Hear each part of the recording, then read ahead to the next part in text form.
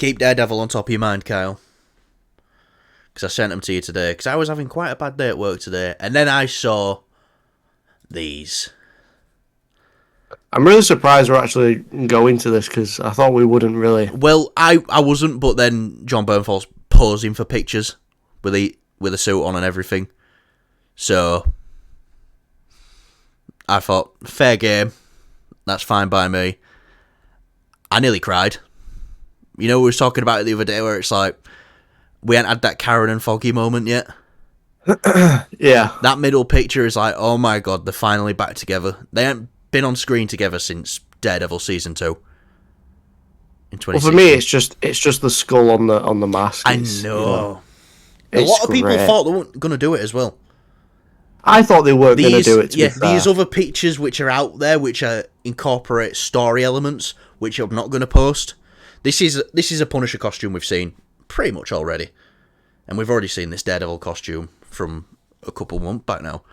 So yeah, I think the trench coat is a bit dated, to be honest. We're going to send you a message today saying I like the more tactical look over the leather trench coat. I think it's like very associated with very bad things in real life these days. Anyways, like if they did Flashes. And many other things, so they don't really want to get like any bad press or be, memed on in a bad way. Because so is the Punisher skull associated with a few bad things now, but they're doing the right thing. They're not going to get because they got rid of it in the comics and they changed his skull. You don't do that. You win it back. You reclaim it from these people who are using it for the wrong reasons, and it looks like that's what they're going to be doing. But yeah, see them both there together. Again, how perfect does he look as well on that solo shot of him? I sent it to you. It's the Punisher, yeah. He's the Punisher. Yeah. And he's covered in more blood than we saw last time. We got. I'm like I said, I like the tactical look. It's nice to see them both side by side. It's really nice. It's just this is just season 4 at this point. Yeah, it's not Born Again season 1. It is season 4, and. Yeah, we got a comment on the channel today from the Punisher video we did on Monday from the set photo of him. Like, let me tell you something. It said something like, "Let me tell you now, Disney will ruin Daredevil and Punisher." I'm seeing pictures like this and I can't believe something like that. I can't. Do you know what? I'm just sick and tired of people saying, "Oh, Disney's going to ruin it." Because do you know what? Disney had Marvel from 2012, from 2012 when the first Avengers film came out, all the way up until 2019 when Endgame came out. So, I mean, exactly. You got No Way Home, which is great. Shang-Chi, which is great. And that's obviously the post Endgame stuff. But then you've got other things like look at the X-Men animated show that's just come out recently. I've only watched one episode of it, but I'm just hooked. So it's Disney. Today's episode, not the strongest episode of X-Men 97, but I still really fucking liked it. But we're not here talking about 97. But I'm saying Disney. When people say, "Oh, Disney's going to ruin it," kind of thing, it's like, no, like. You're just saying that because of all the Star Wars shit that happened.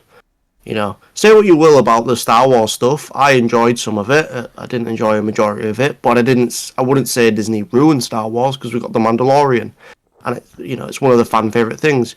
It's the same with Marvel. They've given us fan favorite films and fan favorite characters. They've adapted it onto screen, but they've also given us some of our worst. But at least they're willing to experiment in a sense. So. And do you know, I'm just happy now looking at this. This looks like it's definitely going to be TVMA. Oh, yeah, easily. And Frank's back. Matt's back.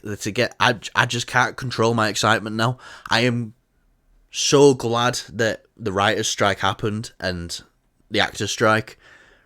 Because they could have been, 6 months into a very mediocre Daredevil show. That would have upset a load of fans. The fact that they've gone back, the Deadline article we were talking about earlier says You know, there was like, they're going to try use some of the stuff from that they shot the first time. This Deadline article saying they're going to use a very little amount of stuff that they've shot. And that'll probably just be like, you know, walking scenes and stuff like that. So, yeah. It looks like they're doing it right. I'm going to hold my faith now. I think Daredevil Born Again will probably be a show of 2025. Maybe the show of 2025. Potentially. Or a show of the century. Or one of the shows. I'm just glad we're getting this back. It's gonna go back to. I'm hoping I get that nice, back in 2016 feeling. I remember. It's 2016, as in college. I remember this came out, and Fridays were my day to work in a hotel that I worked at, but I booked the day off. I just fucking filled my room with snacks, as you can tell. Just all day, watched 13 hours of Daredevil and did not leave my fucking room until the pizza man knocked on my door at episode 11. Fuck's sake. So yeah, those were good times. With Daredevil on Netflix, they had a big win, and it were really sad when it was sort of cancelled. When they cancelled it, it was the most viewed show on the platform, Netflix. Yeah, which is to be that bitter. Yeah, is odd. But anyway, I'm happy. It looks like we're getting it done right. It looks like the fans are going to have some justice. Yeah. Hashtag Save Daredevil actually fucking worked.